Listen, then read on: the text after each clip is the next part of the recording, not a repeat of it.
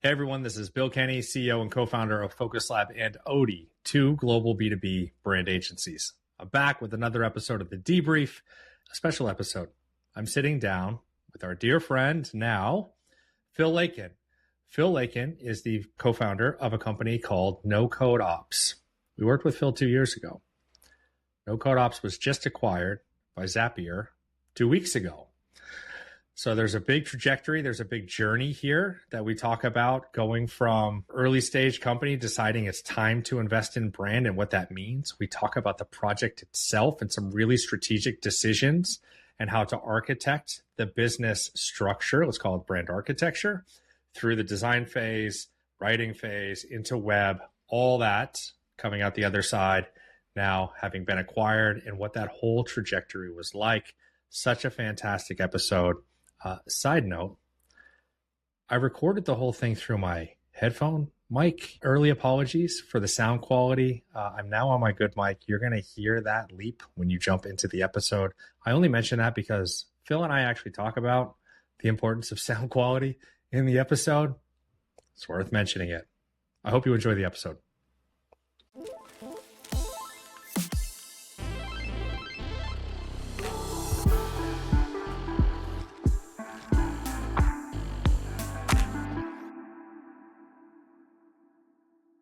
All right. Mr. Phil, we meet again. Here we are. Welcome to the debrief, as we call it. I'm excited to chat with you. A lot has happened since we've worked together. What are we, like 2 years removed now? Yeah. From the branding Pretty work? much. Something like Yeah. that? Yeah. Does it feel like it flew by? Yeah. It feels just like yesterday, but I think it also feels so close because we never stopped talking. So, Yes. like Yes. you and I Yeah, just fair. continued to jam even post engagement. So here we are. Here we are. But now we get to relive it. We'll go back down memory lane and we'll relive what it was like to go through that rebrand for NoCodeOps and actually even kind of deciding to go as NoCodeOps and not as operator and these types of things, all these fun things.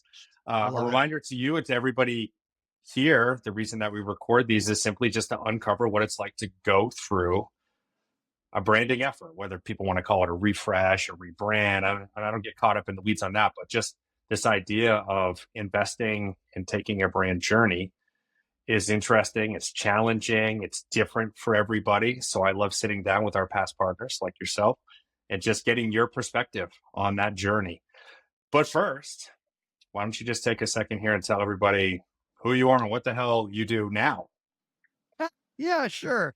My name is Philip Lakin. Up until recently, I was the co-founder and CEO of NoCodeOps, but we just announced the other day that we've been acquired by Zapier, which is super exciting. So thank you very much, sir. Yes. Our community is moving over to Zapier, so the NoCodeOps community will continue to live on. Most of our team is going over and joining, and I will be Great. joining as the head of enterprise innovation. So just helping push Zapier up market across all the different channels and departments internally. So I'm just super jazzed. It's a cool journey and couldn't have gotten to this point without some really good clarity about who we were and what we were. So a big thanks to y'all on that front.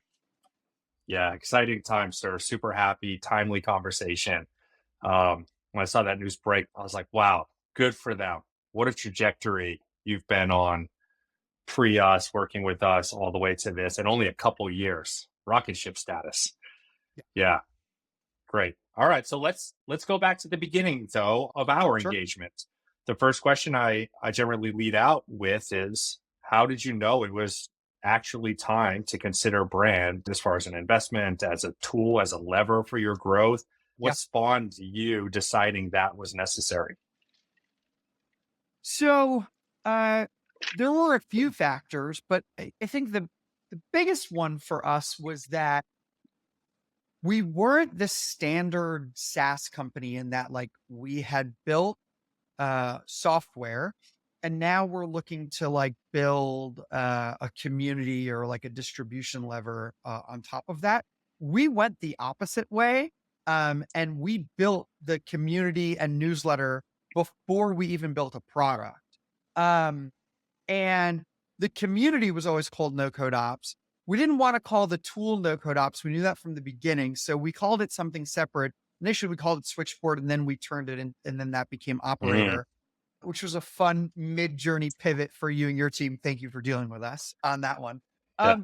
We had these two brands, and we knew that we didn't want to have them be the same thing, but we also knew we wanted them to be related, and we just didn't know how to do that. And there were very few folks in the market that had gone about building a software company in this way before. Noetic is one that comes to mind with like their CPO HQ community and their software product, but there were just very few examples. So we just like wanted to work with an expert on, first of all, the branding work we'd done was very, very minimal. I think it was like me and my co-founder in Canva, very simple stuff. We called it just professionally passable was our inside joke. Love it. And like that was on the software side. And then on the, we'd like work with like some freelancers on the NoCodeOps side. But like we didn't have a cohesive way of how all of those things talk to each other. And we wanted to think through folks like, how do we not just slap more brands on this thing or link the sites together?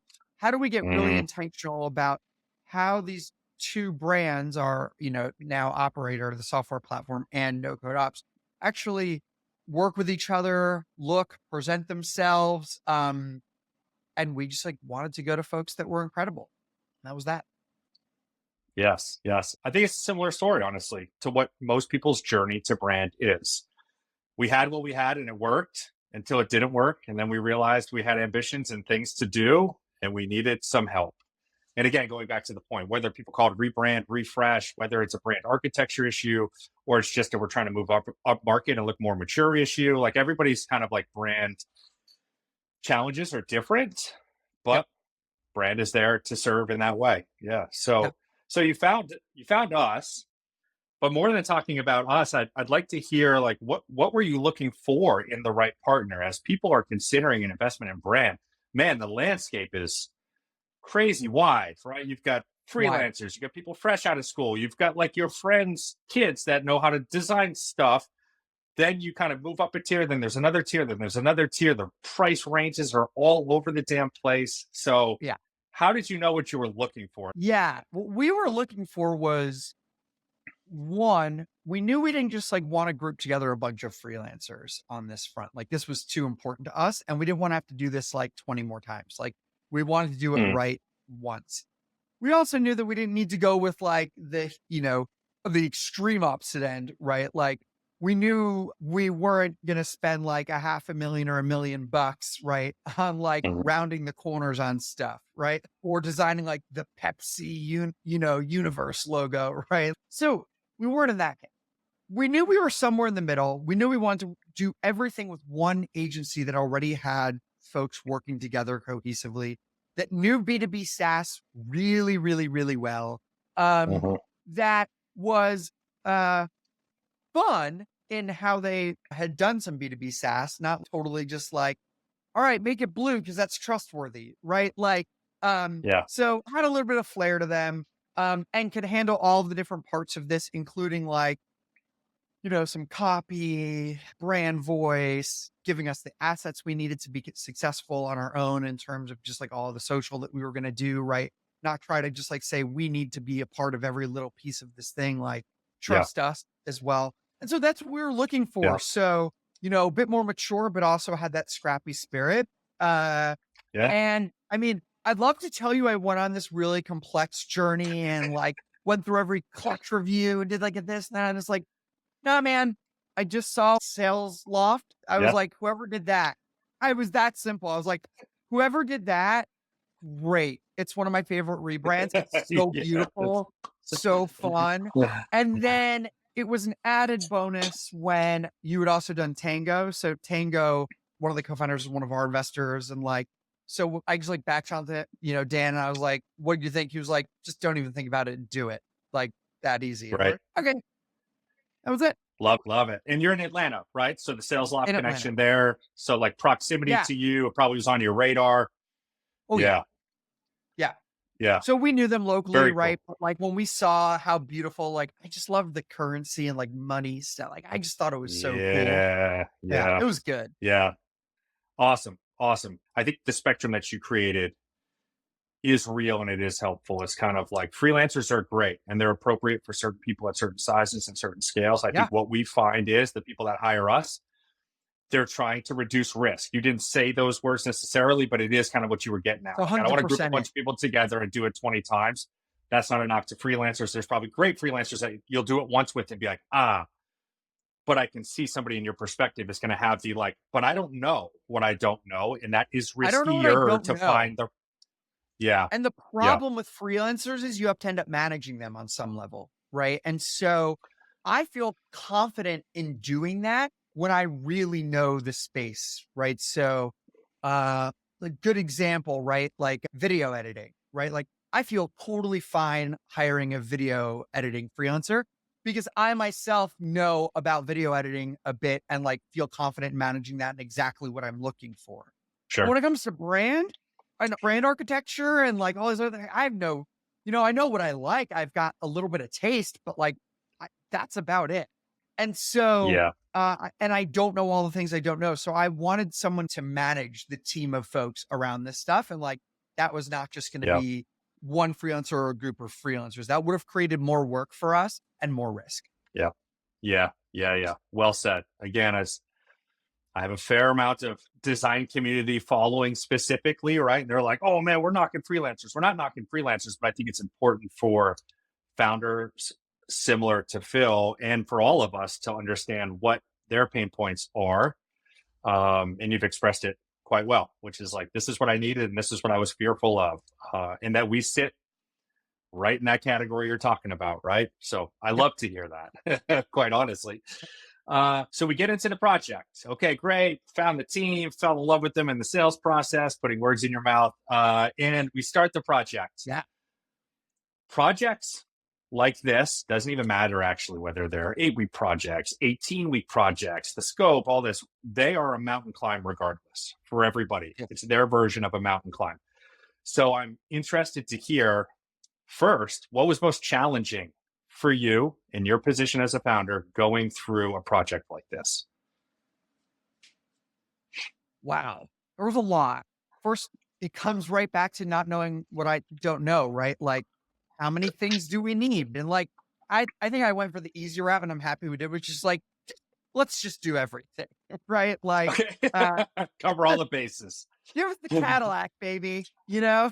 Yeah. Yeah. I'm like the type of person that really despises when you go to like a restaurant, it's like quick service, and there's like options where you like create your own salad. I hate that.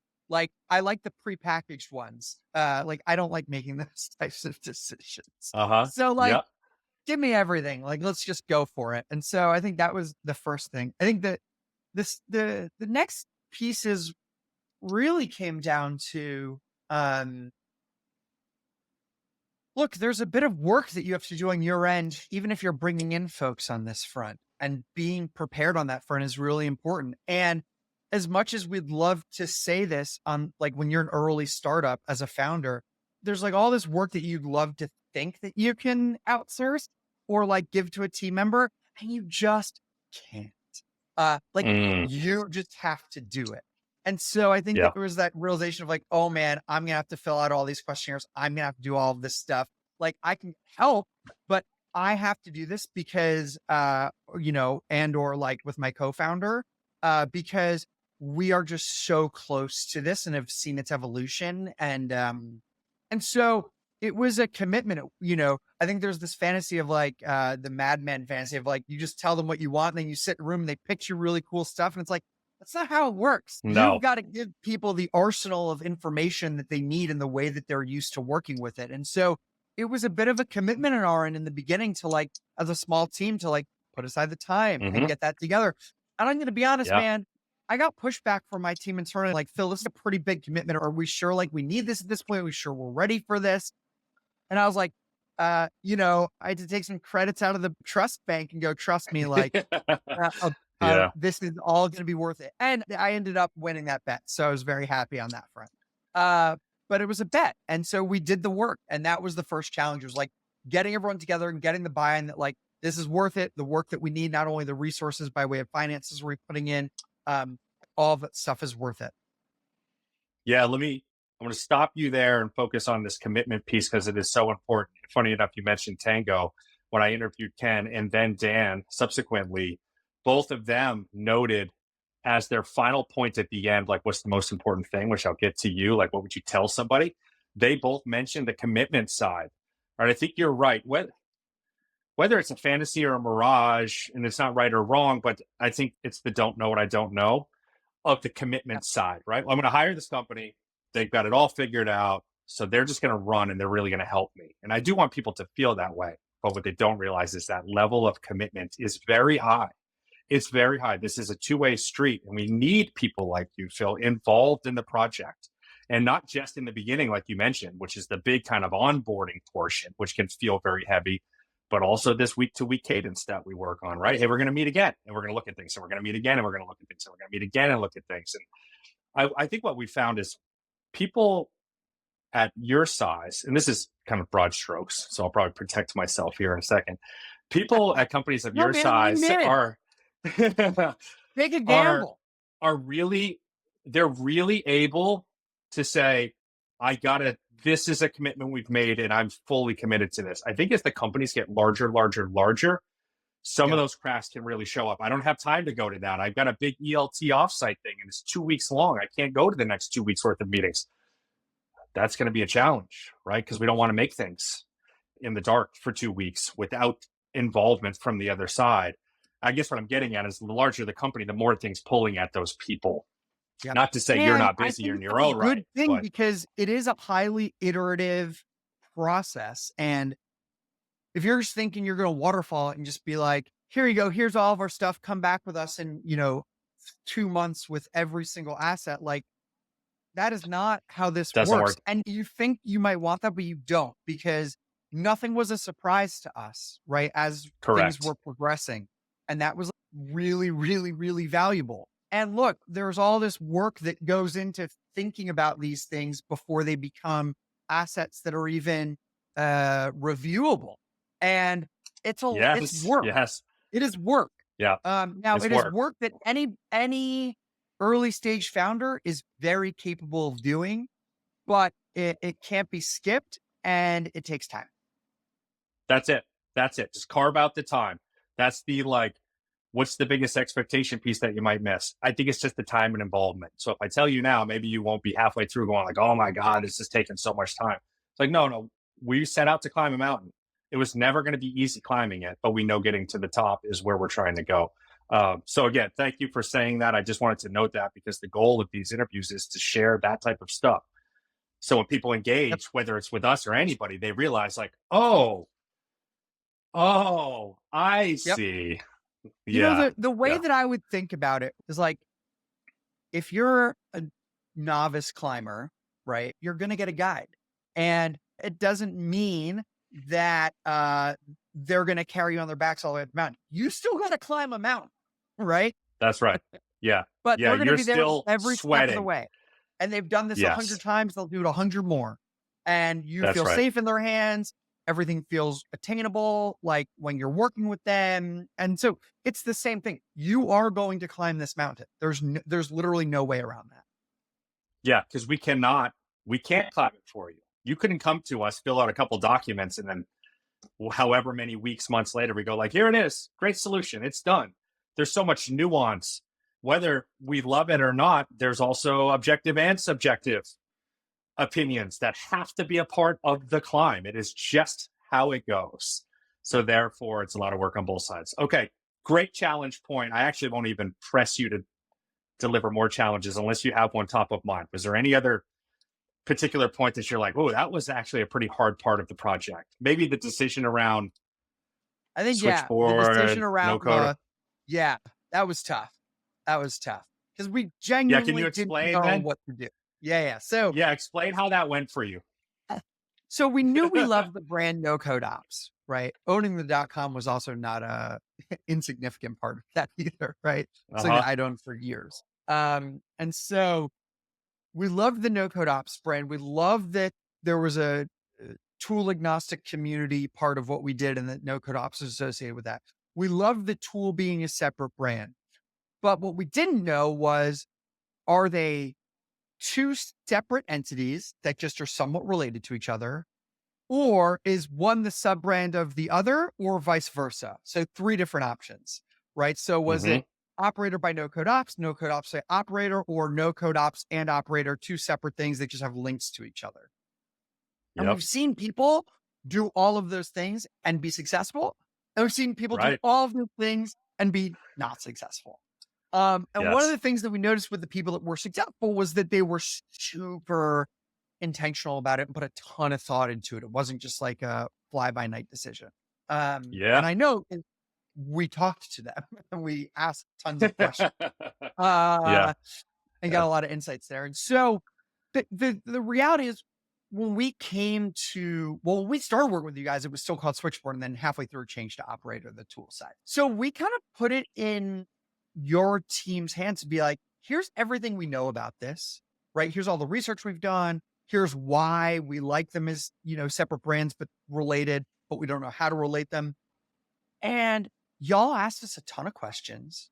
We talked about this a bunch, but you came back with this recommendation that that you said, NoCodeOps is just such powerful branding. You've built all of this great brand equity around this already. Mhm.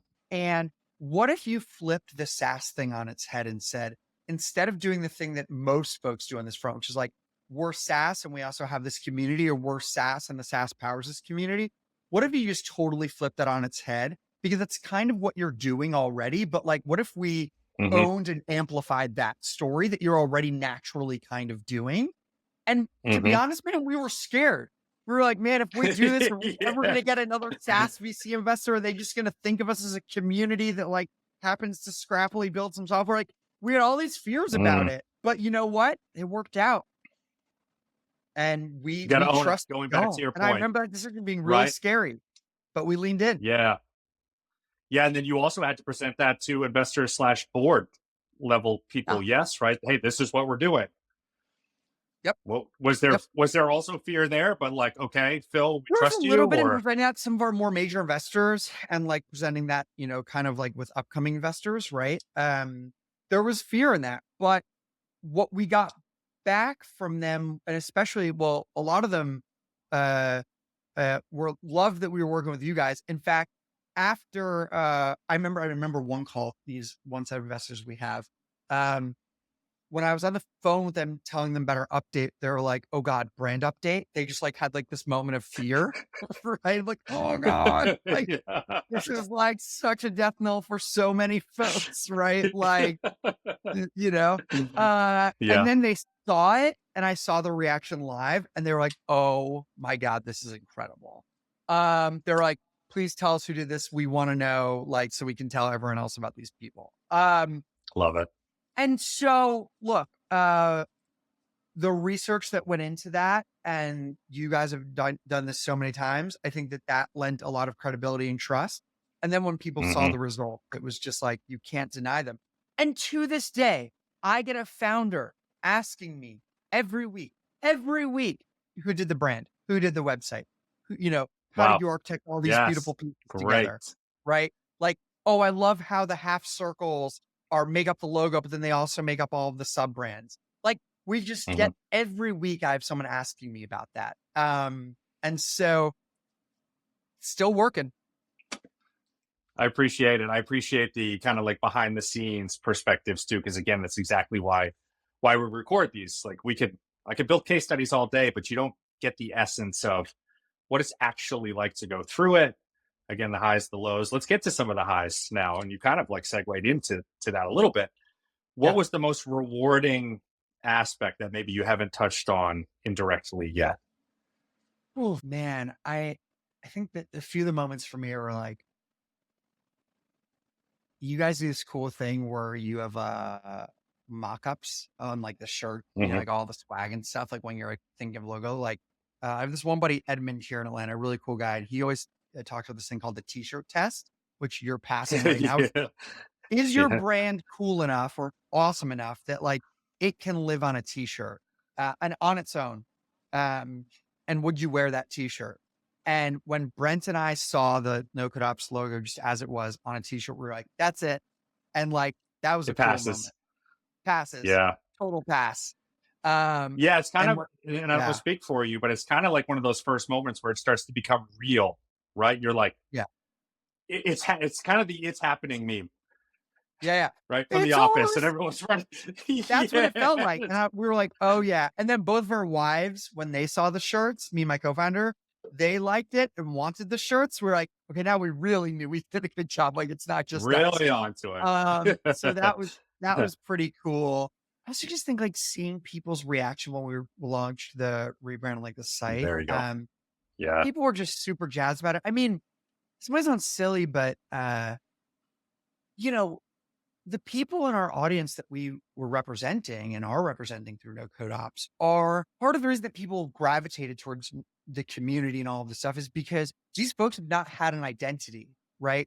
They're like, you know, the systems person on their sales team, on their CX team, on their marketing team.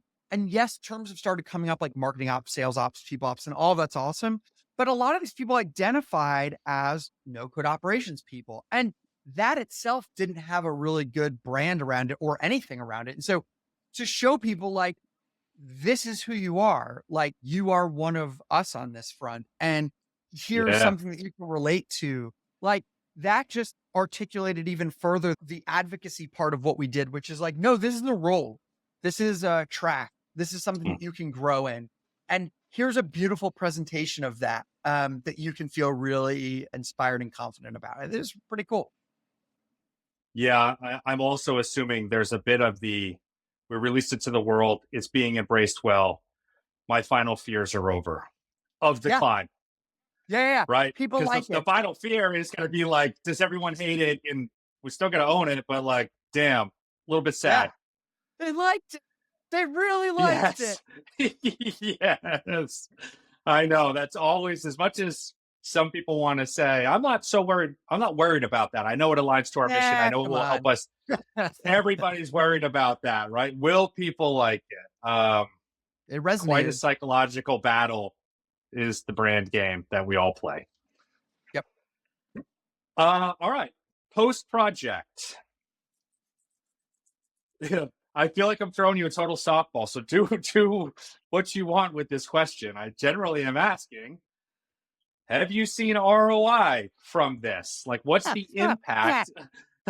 What's the impact of the efforts that you invested in? Do what you want with that, sir. Oh man. Well, look, doubling down on the community was totally the right choice for us, right? Because, and therefore investing in the community and investing in it as like the top of our brand. And that was all, those were the right choices, like black and white. That was the right choice.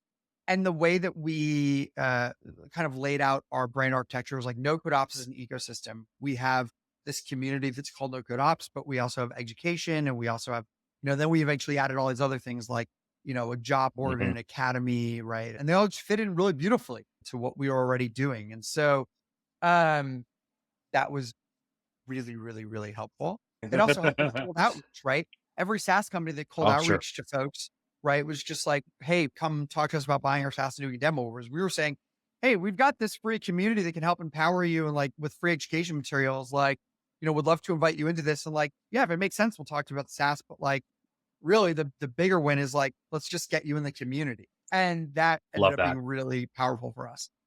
And people just trusted what we were doing. Like there's like this trust, like when you see something really well put together and articulated, that like you trust it more. And I think that that's a powerful thing. And so this well-articulated brand that people really loved went a long way for us. And making the decisions that we did, using this for growth in the way that we did, right? Not only in terms of where we architected the brand, but just how it made every interaction easier for us, right? Was part of what led to the inevitable, but the outcome that we did, right? Which is, being acquired by our favorite company in the space. So that was yeah. So now working with Zapier, right? Thanks, man. There's this, I think, this trust that Zapier has with us. And it was very apparent through the whole, kind of vetting process and, negotiations, due diligence, and even now starting to collaborate with them. There's this trust that like we really care about brand. It's very important to us. Yeah. And they care about brand a lot too. It goes a long way for them too, needless to say, right? It's Yes. like, especially Yes. one of the leaders in programmatic SEO, one of the leaders in PLG, right? Brand goes a long way for them too. And I think that they saw that in us and that DNA, and match made in heaven. Yeah. Dude, love that. Love it, love it, love it. We exist only to propel our customers to whatever their potential should or could be. And whether that's a small portion of that, a large portion of that, we don't get caught up in the nuances there. It's just we feel like what we do can help people on that journey. And you've mentioned a couple key points that I'll just highlight. The reduced friction of how do we talk about ourselves here versus there, and all this stuff is kind of an unlock on its own. This idea of like people do judge a book by its cover. Perception is everything.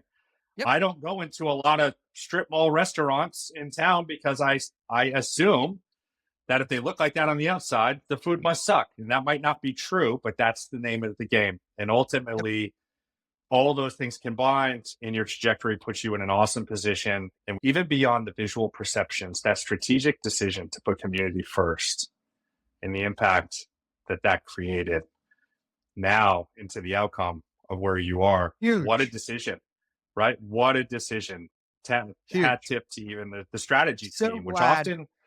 So glad we doubled down. Yeah, really, really happy that you shared that point. And what I was going to say is it's often that design gets the trophies, right? It's just kind of the world is very visual, right? And then it goes to words. And it's often like, what about that strategic effort in the beginning that kind of North starred all of these decisions? And that one particular for you is so substantial. So I definitely wanted to note that. Lots of ripple effects. And look, I'll be the first to say this. If what you're offering customers does not give them value, right? I don't care how good the brand is, right? It's not going to save the day. Correct. It might delay the inevitable, right? But it's not going to save the day at all, right?